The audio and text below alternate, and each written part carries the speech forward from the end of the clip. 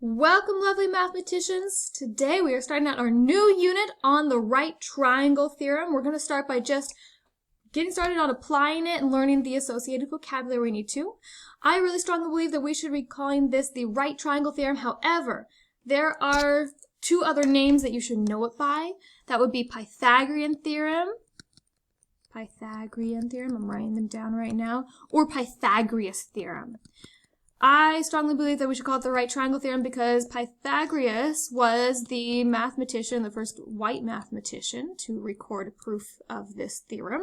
However, I don't want to diminish his contributions to this, but this is one of the most popular proofs out there. It's an incredibly useful theorem, and we apply it all the time. And it was discovered and rediscovered and proved and reproved all over the world well before Pythagoras.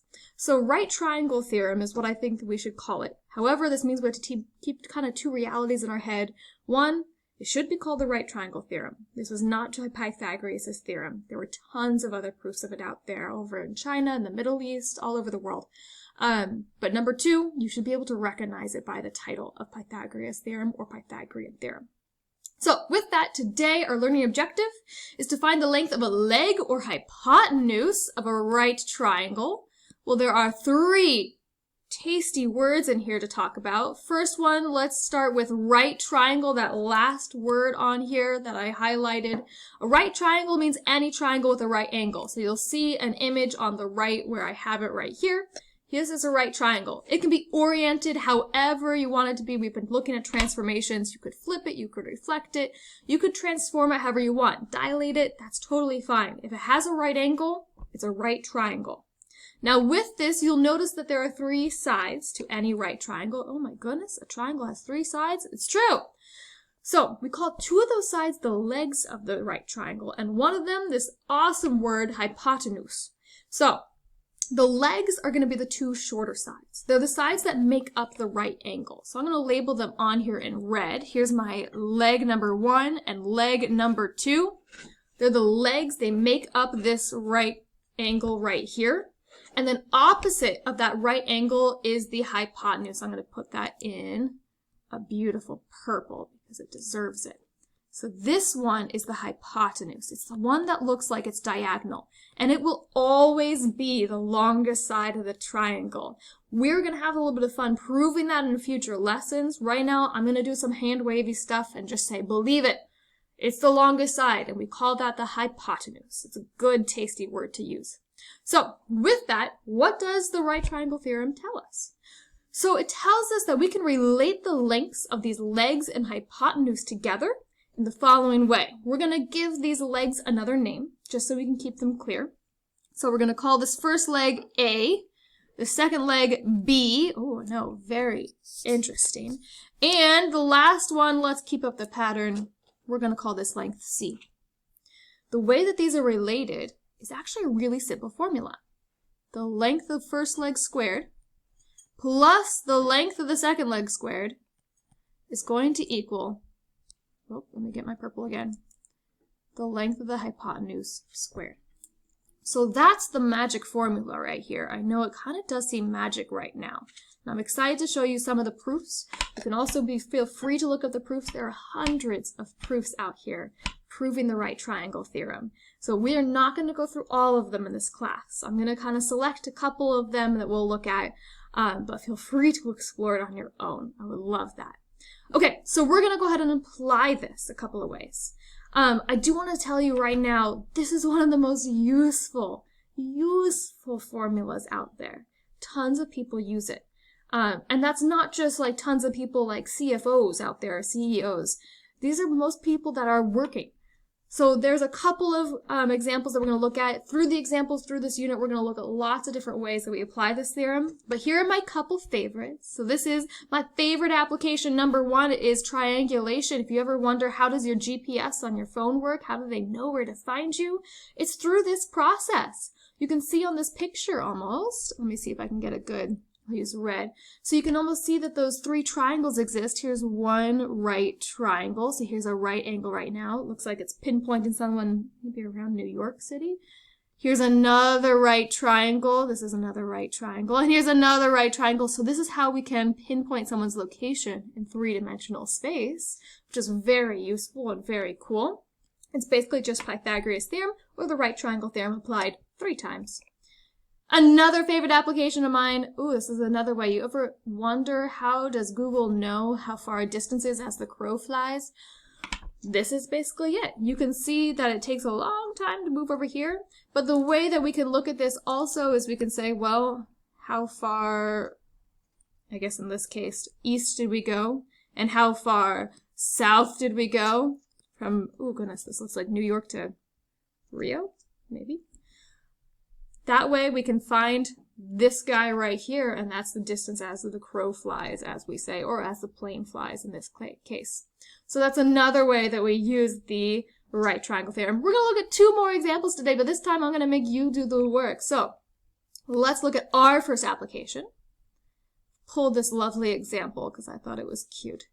And you'll see that I wrote down our big equation right over here on the right. A squared plus B squared equals C squared. Remember that this means length of the leg plus length of the leg, and then our last one is the length of the hypotenuse is C.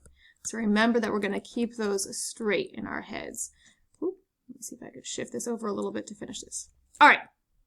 So, in this case, we have Ernesto is trapped at the rooftop of a burning building. In order to rescue him, his father Diego must find a ladder which will be used to cross the river and go up directly to the top of the building. We're going to help Diego to find the appropriate length of ladder from the other side of the river to top the building. It's a little bit contrived, but yes, we have to find the length of the ladder that's going to allow him to actually reach the top of the building. So we already have some of our information here. We have these 7 feet that he has to go across, so that's the length of this side of our triangle. And then we have that the actual building is 24 feet up, so I'm going to highlight that in yellow, and that's this side. And I notice that, hey, those are the 2 sides that are making up the right angle. Those are not the longest sides. So I'm going to also be looking for, what I want to find is this length, the hypotenuse length right here, or what we call C. So I'm going to change that H to a C. So that's what we're looking for. So that means I have A. One of the lengths of the sides that I used here was 24 feet. So I'm going to plug in 24 squared. Plus another side that I used, so that was this first side, first leg. And then another side that I used was the 7 feet, so I'm going to write down 7 squared. That was from that second leg across from the water. And then that should be in a relationship with the hypotenuse where I should be able to find C squared. So that's what I'm looking for. Okay, well, first things first, we got to figure out what 24 squared is. We know what 7 squared is. That one is 49. Let's do a little side math. 24 squared. Well, let's determine what this is. 4 times 4 is 16. 4 times 2 is 8. Plus 1 is 9. Shifting over, 2 times 4 is 8. 2 times 2 is 4. 17. Sorry, I'm adding together here. 576 seems about right, because I know that 25 squared is 625. And 20 squared is 400. It's between those, closer to the 625. Sweet. So let's put those together. And this is still going to be equal to C squared. All right, 576 plus 49. Let's do a little bit more math over here. 6 plus 9 is 15. 1 plus 7 is 8, plus another 4 is 12. This gets to 625 is going to be equal to C squared.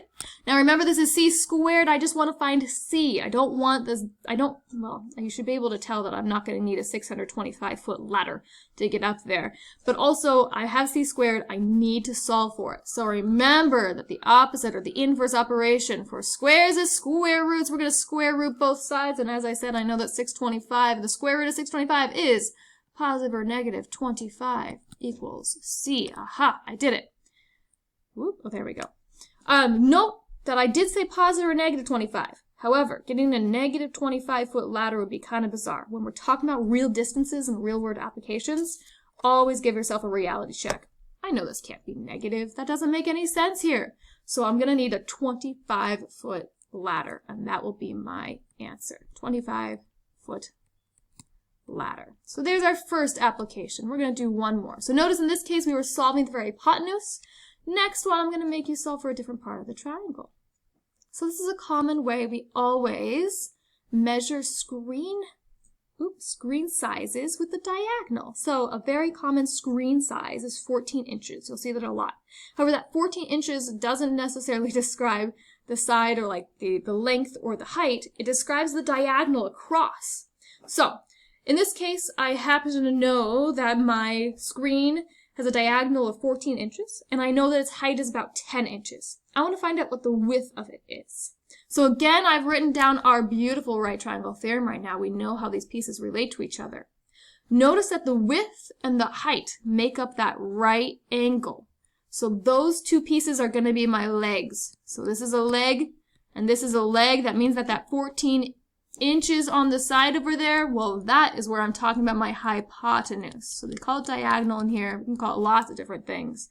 Hypotenuse is that mathematical term that we want to stick to. So in this case, let's plug in the stuff that we know. So I know that one of my legs has a height of 10 inches. So I'm going to plug in a 10. I don't know my width. This is my mystery right here. So I'm just going to leave it as b squared. Keep it as a variable. And I do know my hypotenuse is 14 inches, so that's 14 squared. Now we get to go ahead and solve.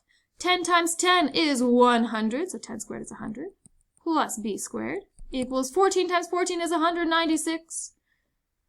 Now notice I'm just going to solve this like a normal equation. I have my variable on the right side right here that I'm going to try to isolate. So I want to get rid of that constant, so I'm going to subtract 100 from both sides. Minus 100 minus 100, I get b squared equals 96. 96 is not a perfect square. I know I need to take the square root because I want to get b by itself, not b squared. B squared is not as useful for me. So I know this is going to be, again, this could be positive or negative. However, since I'm measuring a width, I'm not going to get a negative width, so let's just call it a positive. Oop, if I could do that. Now I need to estimate. I want to know, let's probably say to the nearest tenth of an inch. What is 96? So again, I'm going to take some perfect squares that are around that. I know this is going to be close to 100, is a little bit too far.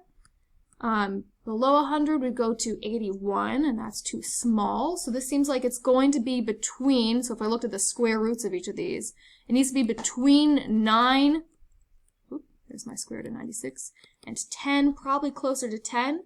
We can go ahead and try it out. Let's try out something like 9.8. Why not? Remember doing this? This was a lot of fun. 8 times 9 is 72, plus 6 is 78. Switch over, ignore that guy. 9 times 2 is 72. There's a 7. 9 times 9 is 81, plus 7 is 88. I've gone over once, twice. Tens times each other are hundreds, so I need to get something in a 1, 2, up. Adding these pieces together. Ooh, it looks like this is going to be pretty close. Oh my goodness, it's almost like I knew where we were going with this. All right, so this means that I found that my width in this case would be approximately 9.8 inches. So this is a figure that is not to scale. So that is how we actually apply the right triangle theorem. Please let me know if you have questions. Get excited for some proofs later on. Happy working on Pythagorean, Pythagoras, or the right triangle theorem.